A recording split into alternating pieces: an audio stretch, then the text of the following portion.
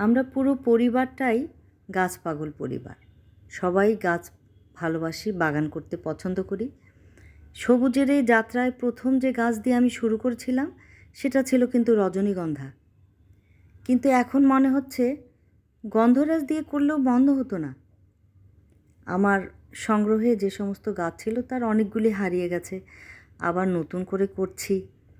সংসার জীবন বদলিজনিত কারণে বিভিন্ন জায়গায় বারবার অনেক গাছ নষ্ট করেছি, আবার নতুন করে গড়েছি। অনেকটা মন ভেঙে আবার নতুন করে জোড়া দেওয়ার মতো। গ্রাউন্ডে লাগানো এই গন্ধরাজটা দীর্ঘদিন থেকে ফুল দিয়ে যাচ্ছে। এর শুভ্রতা, এর সুগন্ধ অনেক দামি সুগন্ধিকেও হার মানায়। আমার এই গাছটার বয়স প্রায় 8-9 বছর হয়ে গেছে, কিন্তু এখনও কি দিব্যি ফুল দিয়ে যাচ্ছে। প্রতি বছর বর্ষা এলেই দারুণ হয়।